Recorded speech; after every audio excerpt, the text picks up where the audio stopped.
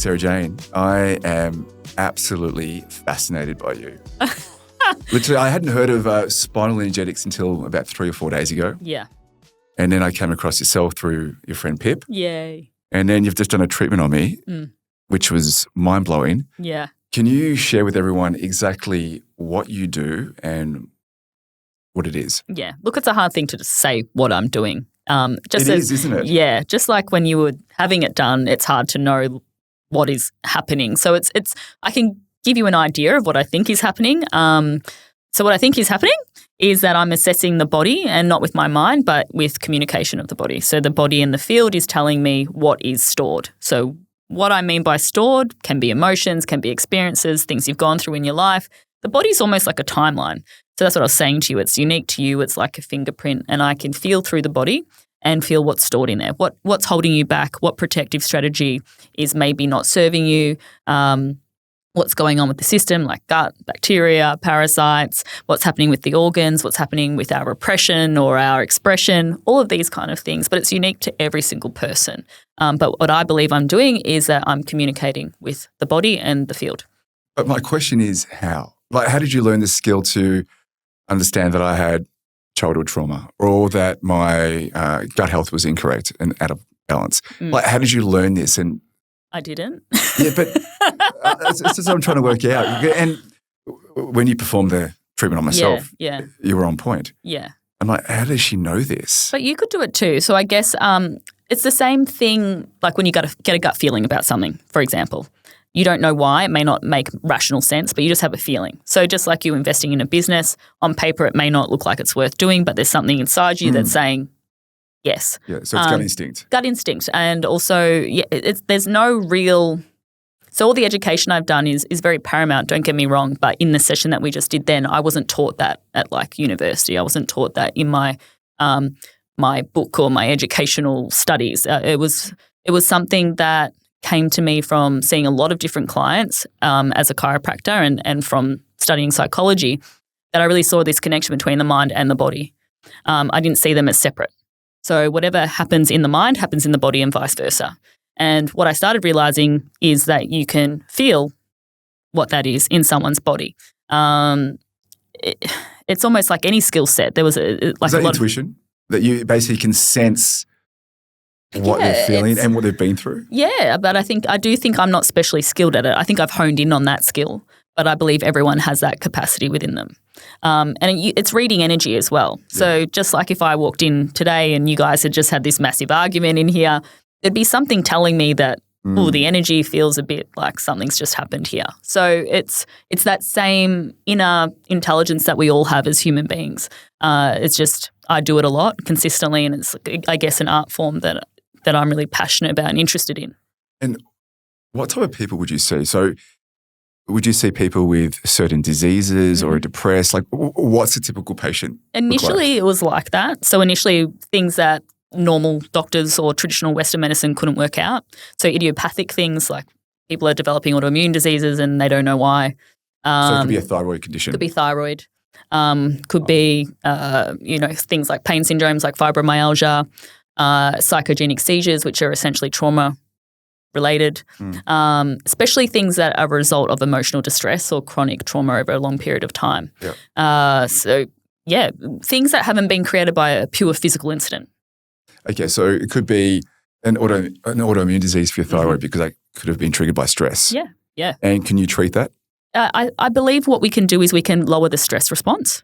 Okay. And therefore the body goes back into homeostasis and may not respond in the same way. Because autoimmune is essentially the body attacking itself, which means that the body is not in a harmonious state.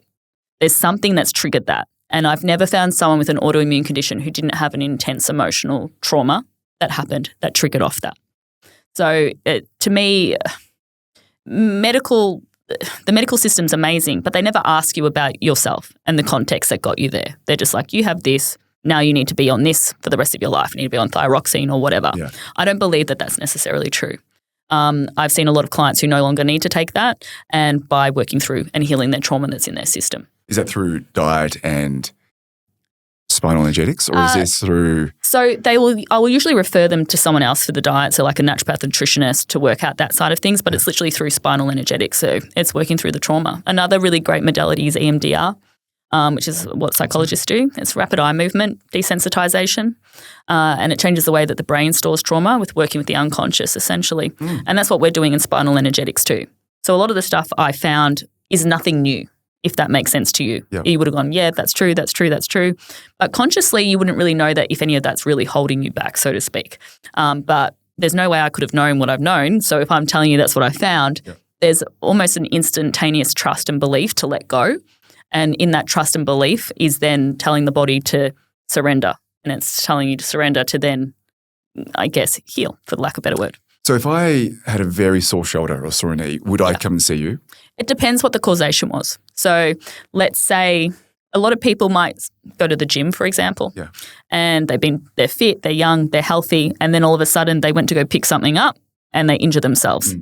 Your body should have much more, I guess, wisdom to overcome such a little movement. So what's creating that is, no, you didn't hurt yourself at the gym necessarily. What's creating that is usually an emotional stress that's taking up a lot of your emotional cup, and therefore your body's only got around that much space to work with and can't recover, or it can't recover the way it used to. So it's trying to talk to you. It's trying to communicate to you that something's not quite right. Also, shoulder and arms can mean future. It can mean responsibility. So where it is in the body is actually essentially telling you what is occurring and what's happening for you as well. So there's a lot of people get irritated at the body's symptoms when it's actually trying to communicate to you to listen. Yeah, fascinating. Because I find when I might go for a run, my knee just bugs out. Yeah. And I'm like, how can it be injured from just running? Yeah. And I'm like, something's not right here. Yeah. So could that be emotional? Correct. Yeah. Yeah. But let's say you fell down the stairs. Yeah, that's a completely different story. Yeah, that's a different story. You don't see me for that. But when there's idiopathic things that don't quite make sense, you haven't actually done anything to create the pain that you're in. That's what we used to see a lot of. Or people whose blood tests were normal, but they were getting symptomatology. Or they're having gut symptoms, bloating, all this stuff, but they've gone and had their gut checked and they don't have celiac disease, for example. So then what is it? For us, it's usually an emotional trauma or traumas or experiences, for lack of a better word, that are outside of someone's window of tolerance that are then affecting that person's body, their balance. And in simple terms, you release the trauma. They release the trauma. You help them release it. Yes. It's a co-facilitation. Yeah. Coming into this, I always want to believe. I'm like, I want this to work. But there's always I'm a little bit skeptical in the back of my mind. You should be. Yeah, because I've been burned so many times by, I don't know, healthcare professionals. Yeah. And today I was very impressed with what you did. Thank you. That means a lot. Yeah, I was very impressed. Is it a combination of what you did, say, chiropractic and Reiki? Yeah. Is it similar? They're influenced by both of those things. Because it seemed very similar to me. Yeah, it's definitely influenced by Reiki. So we work with the energetic centers, just like you might in Reiki. Like chakras and... Yeah, we work with the chakras, and we also work with, in terms of chiropractic, we work with tension patterns and kind of still with the notion that the spine may change its placement, like a traditional chiropractor might believe. But our belief system's a bit different. So a traditional chiropractic belief might be, they call it a subluxation. We don't call it that. But they believe that your spine's kind of gone out of place like this. Yeah. And then they will manipulate and put it back. Yeah. So that's essentially what I believe is kind of occurring. But what happens is, if you're not working with the field, you're almost actually trying to overpower the body's innate wisdom. The body has done this for a reason. We're now, as a human being, trying to change that and put it to this area. What happens a couple of days later, or not even? It does this again. Whack again. Yeah. And so for me, then that's telling me that's not actually dealing with the root causation. Because if you were working with the same intelligence that put it here, what the movements you see in the videos are, in my belief system, again, we don't have scientific proof yet, but I hope that we do one day. I believe that the movements are realigning with the intelligence itself. Interesting. So if the person's innate wisdom is talking to the body through symptomatology and creates symptoms or creates dysfunction, that same innate intelligence can then create balance and alignment. So what creates that? This is doing it for a safety mechanism, a protective strategy. If we create safety and no fear and a sense of, I guess acceptance, unconditional love, we can get into that in another day, but it then moves itself. It no longer needs to do it anymore. Okay, so basically chiropractic is realigning the body without the emotions. I believe so, yes. And they also believe in sympathetic and parasympathetic nervous system. Yes, correct. Yeah. Do you believe in that as well? I do believe in it to a degree. I don't believe that the sympathetic system's necessarily bad all the time though either.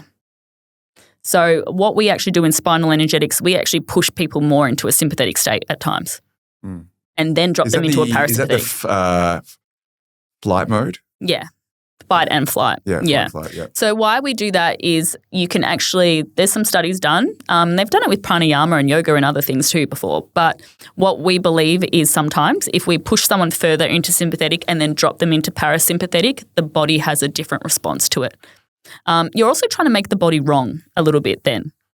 You're trying to overpower the body again. Yeah. So if you just allow the body to realize that it no longer needs to hold on to that stress, it creates the parasympathetic state itself, which is that resting, digesting.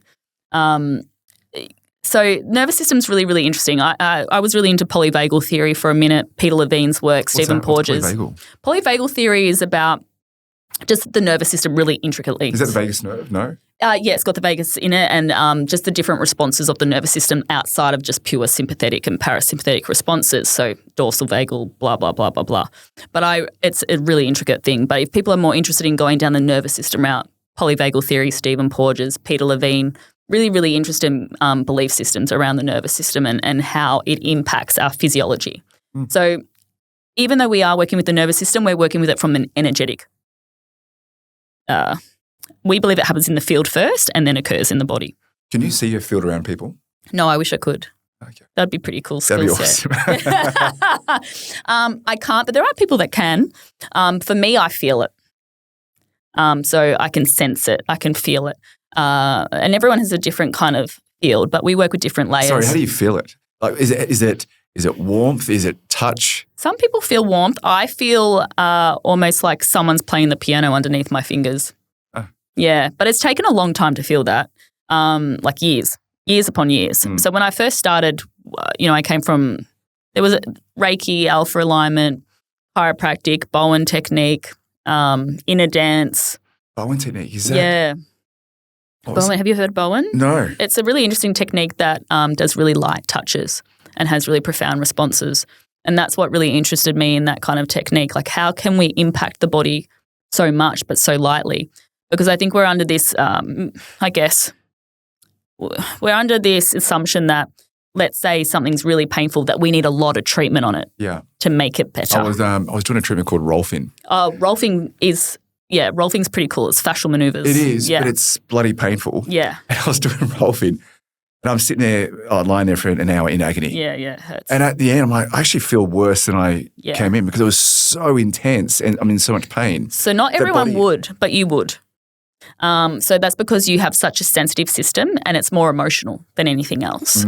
So you actually need a system that works with your emotions. So I need some Bowen, some light touching. Bowen would be better, but Spinal Energetics would be, I like Spinal Energetics because that's mine. But for some people, even seeing the traditional chiropractor or physiotherapist, they're going to be in more pain after because they've had too much done for their nervous system. They've had too much done for their energetic system. So sometimes less is more. Yeah. And that's why, it is confusing when you watch the videos and you see such, off the body touches affecting someone's physicality. That's where people really get confused because they think you have to touch the physical body to get a response. I thought you did as well. No, don't.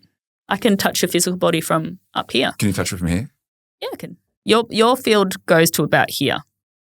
So I could feel it through about there. Is it smaller to field better or is it bigger to field better? I prefer bigger.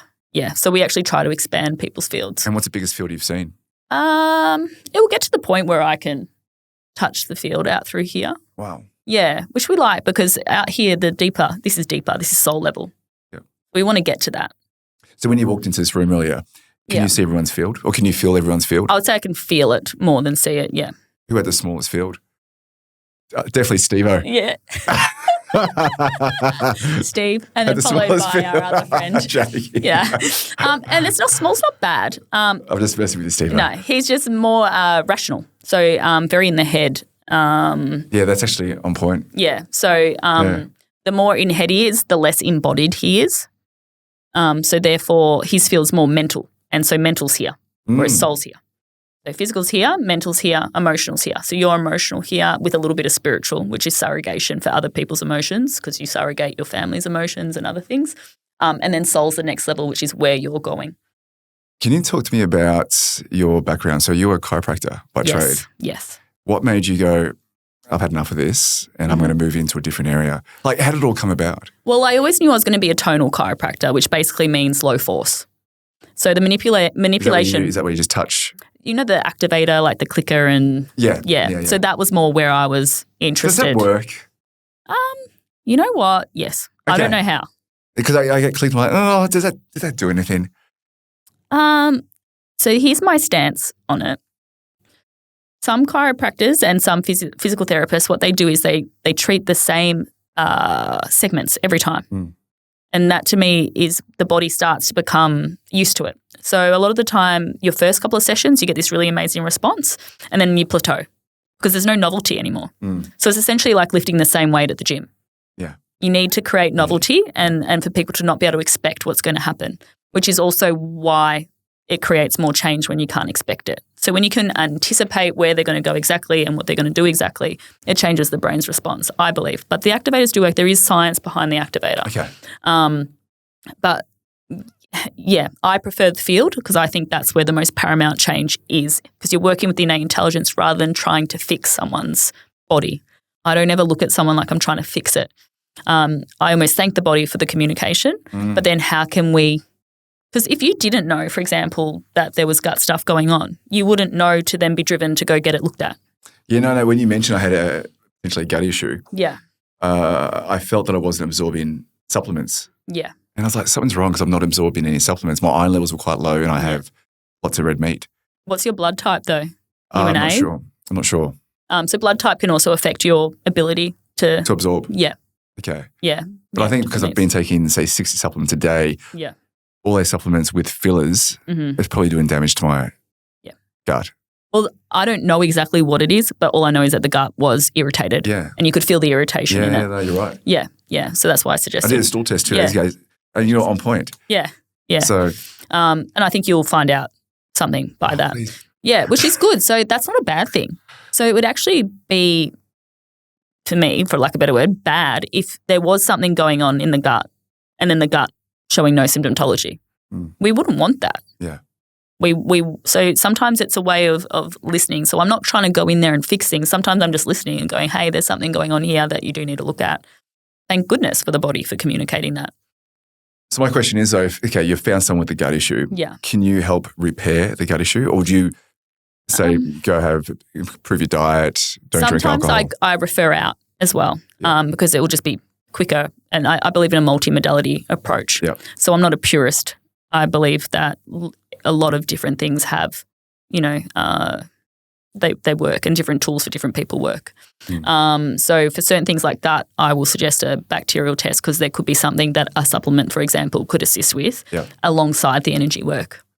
And those two things together can be really magical. So, I'm not kind of someone that like Spinal Energetics fixes everything alone. You also believe in Western medicine to a degree? Yeah, I do. Yeah, I think it's a combination of East and Western. Yeah, I think that's where the beautiful spot is, combining. Yeah. I think if you're too far down one way or too far down the other way, you don't have as many options either.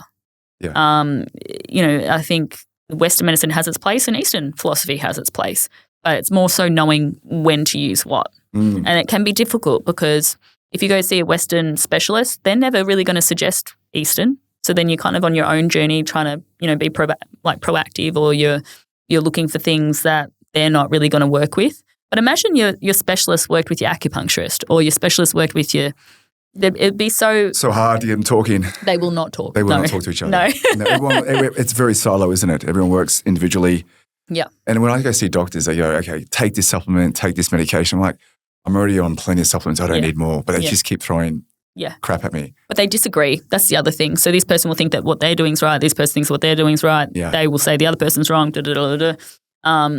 It becomes a bit more of an ego contest rather than about the client or the patient in my experience. So for me, I'm all about the client. And if I believe seeing someone else will also assist them, then I will always refer out as well. So back to your chiropractic days. Yeah. Tell me why you moved on from it, why you left it. So basically kind of what we're talking about before, I'd see an improvement but then a plateau. Okay, so basically you'll see great improvement and then nothing for then next. Then nothing. Or if not nothing, they would still have to keep coming back. So I'm like, am I working with this if they have to come back in 2 weeks' time? Like, is that really doing what I think it's doing? It'd be like going to the dentist and getting your filling filled and then next week having to and then next week having to go get it filled again. Yeah. So for me, even though we are influenced by our environment, we are changing constantly. There's a lot of factors going on. I still believe that if we work with the root causation, which for me is the innate intelligence, and through the energy field, then I've observed that it stays. So, for example, Pip, she won't mind if I use her as an example, hopefully not. She had neck pain for many, many, many years, seeing lots of different people, had to keep going back and was getting relief. It's not that it didn't work. Yeah. It just, she would have to keep going. Yeah. We did one of the arm stretches and it rarely, rarely ever comes up now. How is it now? Any neck pain for 18 months. Yeah. That's incredible. Sarah then gave me a little touch-up after 18 months. Little zap, bang. Little zappy. Little I gave her a little touch, but then she vomited for 2 days after. I did purge, yes. Worth it though. Yeah, so you can have a lot of it. These sessions can bring up a lot of emotional purges as well. So especially if I'm working with the emotional layer, so to speak. It's not as easy as other therapies. We make sure people understand the reverence and the honour of the work because it has a large impact. So it's not as simple as quick in, you're out. Each session's different, each experience is different, and it's important that people understand that sometimes they might get a headache after and they'll need to drink more, water, or they might need to sleep after and they can't wake up for like 2 days, or they might have trouble speaking and all of these things because you're changing the way that the brain is rewiring. We believe neural pathways. Yeah. So for Pip, it's not that she wasn't helped before. It was just they were working only on the physicality, and it wasn't really a physical issue. So what it was an emotional issue from, I won't go into it, but there was an emotional issue. No. No, I'm not asking. I'm just staring. Wasn't that actually. Deeper than that. So emotional stuff. And then once we worked through that, that's then what was letting go of her neck tension. So we're working with the idea of like, why is it really there? What's the context of your life? Why would your body create that? And it's far, far deeper than just a physical response. How long does the treatment go for? And because I watched some of your videos online that people are convulsing on as you do the treatment. Sometimes. What's the reason that happens? It's a trauma release. Yeah. So it's not that they're consciously choosing to do that. It's almost like shaking and you can't help it, so to speak. No. It's so what I believe we're doing is almost like a timeline therapy to a degree. So I believe that we go back into times of where that trauma is held and why, and then the body releases it. But it releases it instinctively, similar to like an animal shaking it off in the wild. The body starts to release it because how often do we move like that or listen to these jerking feelings or these? We don't. Especially in Western culture, we're told to sit still and be quiet and, so we're not as connected to that. So this gives people an opportunity to then release that, and it's not like we're inducing something that they've never felt before. It's very, very, very interesting. They all feel like it's a re-remembering of something. So do you work through their childhood to a degree? Sometimes, yeah. Sometimes. And release that trauma. Yep. Sometimes it's childhood. Sometimes it's more recent than that. Sometimes, it could be anything. It could even be just work stress. So it doesn't have to be all these large traumas necessarily, but usually the pain that hasn't gone away for a long period of time without any reason is usually related to, in my experience, trauma that's been there for a while. And do you need multiple treatments to resolve the issue? Not everyone does, no. So I can come to you in one session, potentially fix my issue? I wouldn't say fix. So I don't like the word fix. I knew you weren't going to like that word fix. Integrate it. Integrate the experience. Yes. So you can improve my situation. Definitely. Yeah. I would say if you had no difference between 3 sessions, that this isn't the toolkit for you. I would refer you out if you had no change within 3 sessions. And can I ask, what type of people have you healed? We've worked with all different types of people. I'm kind of shifting into more the entrepreneurial space now, so more high performers to get the best out of them, optimal performance. Yeah. Athletes, things like that, stopping them from getting injured and all of that kind of thing. But when I first started, it was more because of my psych background and counselling background. It was more people who had emotional distress, but they had gone to talk therapy for years, but still felt like they were responding or reacting in ways like the trauma was still there. So they've done all the talk.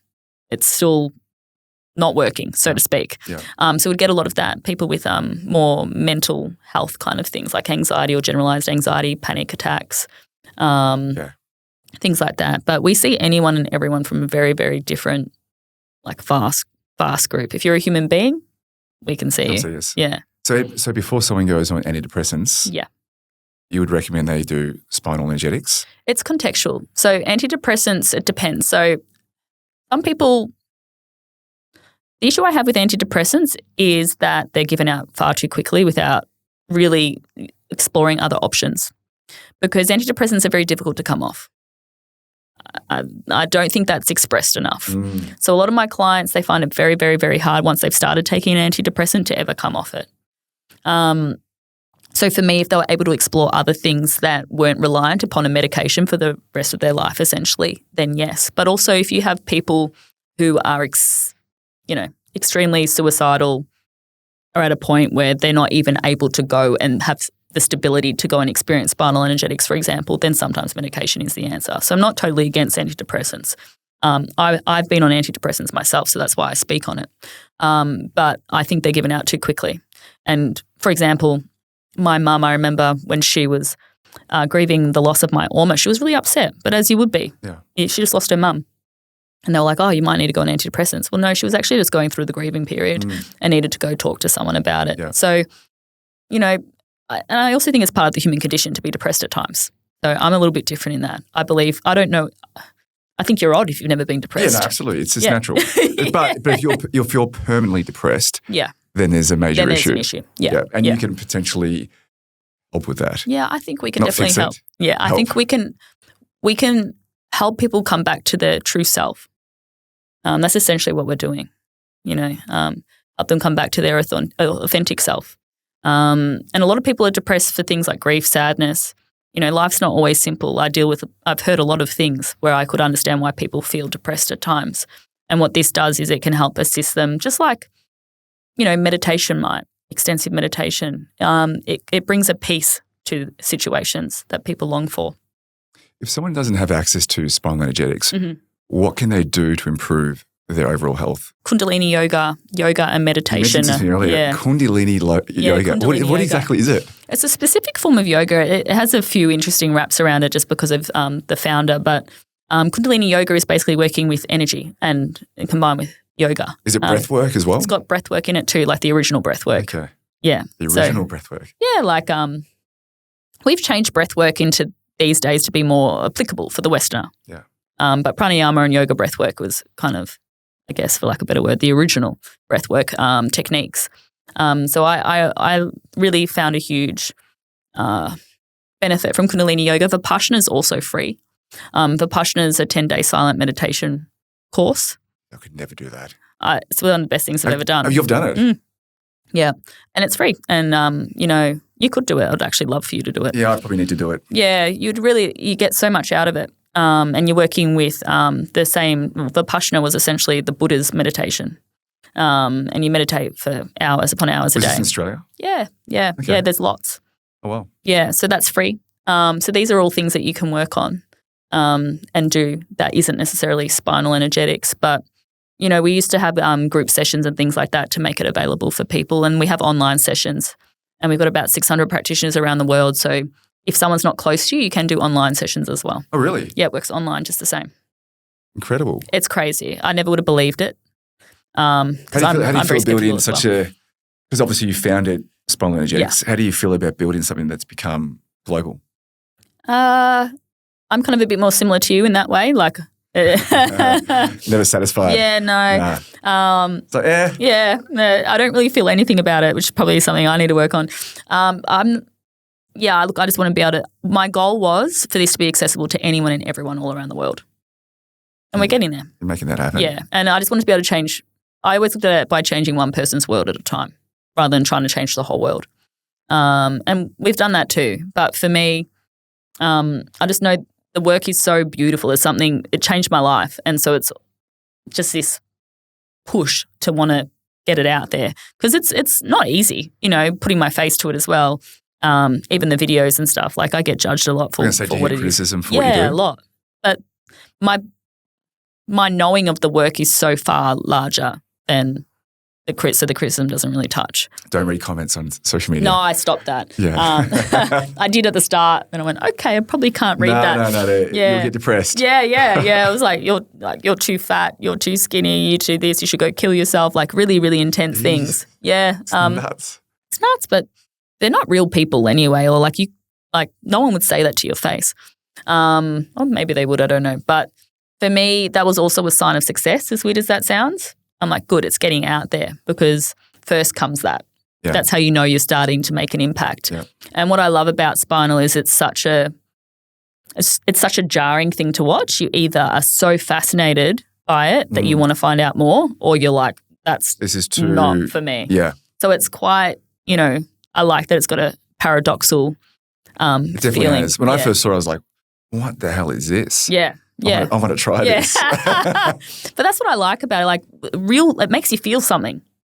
And I'm all about real things making you feel something. Yeah. So that's just, I think it's my purpose. That's why I'm here. And that's why I share it. I started from the chiropractic background and, it can be quite guru mentality at times and quite fixed in belief systems. Whereas, this is my belief system now, but I'm always very open to learning and coming in with like a beginner's mind and seeing what else. Like I could a year from now be like, no, Nick, this is now what I'm finding. And I like that. I don't like being put in a box. So what's next for Spinal Energetics? We're doing our trainings again this year because obviously I can't see everyone. So that's why we started training people. Yeah. So we're doing our trainings in the UK, in Canada, in America and in Melbourne. Yeah, that's it. I never really planned too much because I can see that. Yeah. Well, this was never the plan anyway, necessarily. I just started practicing like this and then came up with the course and then it just kind of took on a life of its own. Excellent. Yeah. So early on we talked about heavy metals, mold within the body. Mm. Can your treatment treat this or is this something that's… I would say it could show up and so you would know that there's something in the body. That's causing issues. Yeah. Some things like that need a little bit more assistance than just what we're doing. But look, the possibilities are really large when you're working with the field.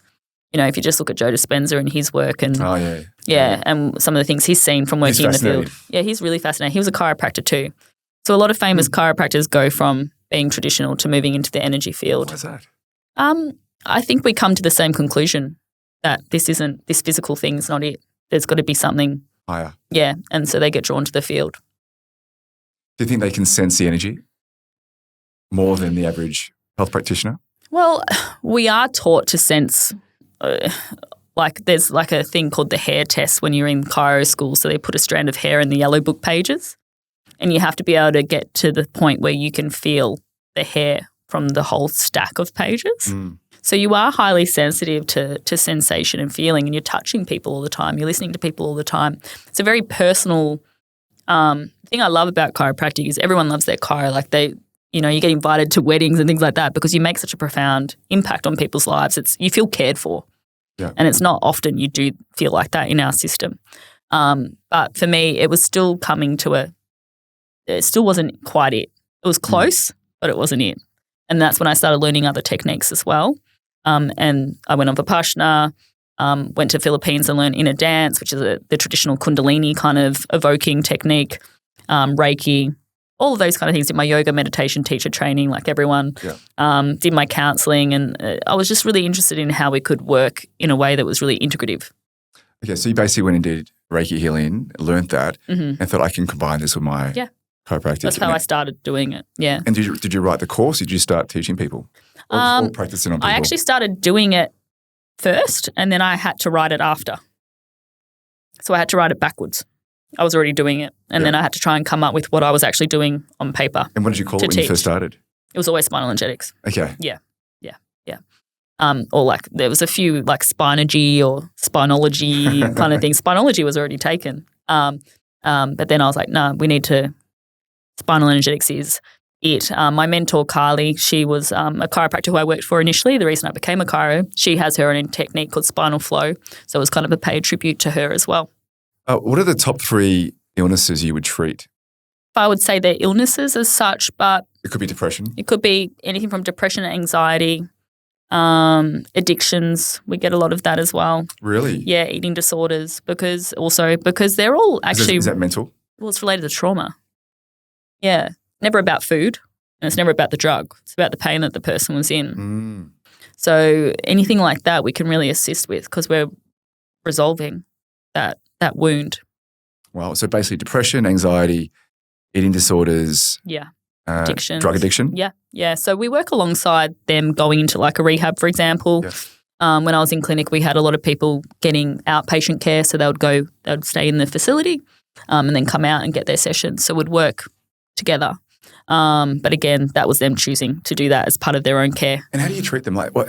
So they come to you, obviously they're addicted to drugs or eating disorders. Yeah. How do you treat them and how many treatments would it take to go, okay, the issue was potentially not resolved, but a lot better than it was? Everyone's different because everyone's gone through different things as well. So it's to the what's the extent of it? But I would say within 3 sessions, people notice a shift, and that shift gives them enough to want to at least have capacity and space to work through other stuff as well. Because that's really what it is. Their cup's just full, and they're in so much pain. So if, for example, you're addicted to opioids, you don't want to feel anything. Yes. If you are, for example, having an eating disorder, there's something where you want to punish yourself, so you stop food. You don't need a dietitian telling you that you need to eat more. So you're almost counselling people. Counselling people, but not through words, not through talk therapy. You're almost counselling them through the actual body itself. But when you did the treatment on me, you were talking. Yeah, I was. Yeah, so I do that with everyone. Okay, but you recognise the issue, and then you talk them through the issue. Yeah, and then they release it themselves. Correct. With my assistance. So sometimes I won't talk as much. Other times I talk more. The talking as well in itself changes the body's expression of it. So that's also how I know I'm right. Like I'm on the right, I guess, target, because when I start talking about it, the body starts to feel different, and I start to see a change in your face as well. Also, when you close your eyes, you start rapid eye moving, which is how when we sleep, we're in rapid eye movement state. So it's changing your state of consciousness. So in that state of consciousness, we're shifting the unconscious, I believe. Because consciously, what I said, you might already know, but that's not enough. That's why talk therapy is not always enough. You're working with the conscious. So this is almost unconscious counselling, so to speak, combined with a bit of conscious. So for those who don't know, what is energy and what is an energetic field? So for me, I'll talk about it from how I look at it as a spinal energetics practitioner. Yep. So a lot of us think this is where we end. And there's far more to us than that. And there's a lot of science actually for the energetic field and that we are energy. That's not a debatable topic, so to speak. The debatable topic is how do we access the field and how can we do that, and are people actually moving like that? But for me, in the way that we work with the layers of the field are actually connecting to the innate intelligence. But what we're doing is we're finding the causation for, say, the tension in your body. So if I'm here, this is a physical layer, then I go into the emotional layer, then I go into the mental, spiritual, soul. Okay. So for me, I can work in the field, find where the most resonance is or connection is, and let's say it's in the emotional layer, that's where I access from. And that's telling me that it's an emotional causation in your field that's created that tension pattern. So that's how I work with the field to then connect to the innate wisdom to then unwind. But there's a lot of different other aspects. People have heard of auras, people have heard of like subtle bodies and all that kind of thing. There's a lot around that. But for us, that's how we look at it. We look at it as a layered system to find out why this has occurred. And then we can work with that by providing safety, connection, trust. And then the body goes, I can let go of this now. And with the energy field, can you feel the different layers? Yes. And how does emotions feel versus another layer? Physical feels more dense. Okay. And it should be. It's got more density to it. And then it feels lighter the further up you go. Why exactly? I don't know. Sometimes emotional can feel a bit muddy. Yeah. But what's interesting as well is when you feel the body on the physicality, you can sometimes feel emotional physicality too. So it might feel more puffy, for example, and that might be more chemical. And that's how I felt your gut. It felt puffy. Puffy, it kills me. Yeah. So there's different feelings for different things, but they can mean the hard part about this is there's books out there, say like metaphysical anatomy, where like this equals that. But like liver always equals this. But for me, I find that it's more unique than that. And I think it's more individualized than that. And so I just listen to what that person's body is saying. I'd love at to that learn point in this time. skill. Come and do a course. Yeah. How long does the course go for? 4 days. I could do 4 days. Yeah. I don't know if you'll probably learn it quicker. But it's in the course, it's kind of mapped out first because people don't have their intuition as much in the West. So we kind of do map it like an assessment and things like that. So they have a westernized viewpoint to go off. But then what ends up happening is that they have the intuition turn on and then they work intuitively. And when talking about energy, what does imbalance mean? Yeah. So for us, imbalance means it's working optimally. So it's not hyper and it's not hypo, or it's not rich like too much or not enough. So in the cases, it's contextual as well. So let's just say, for example, you're walking down a dark alley. We want you to have a protective strategy on, and we want that protective strategy to be appropriate. Yeah. What we wouldn't want, and then your field is harmonious as well. What we wouldn't want is you just walking in here, say the office, and having the same experience as if you're walking through a dark alley. Because then that means that there's trauma and there's accumulation. There's accumulation in your field, like almost like a backpack that you're still carrying into a new situation. So for us, we'd want to bring that into balance so that no matter the context, you're able to respond appropriately, for lack of a better word. If I'm walking down a dark alley or at home with my kids, that my energy field matches that environment. Correct. Yeah. Got you. Yeah. Okay. So you're not hyper, and like where you have a smoke alarm with no fire, and you're not hypo to the point where you can't respond at all. And do you see many people that are in balance? No, not initially. Yeah. And that's okay. We're humans. We're going to experience a lot of different things. But most of the time I see if they're imbalanced, it's for good reason. So it's a normal response to an abnormal situation if that is the case. We just need to bring the normality, so to speak, back to them. That was great. Thank you so much. No, thank you. Appreciate your time. Thanks.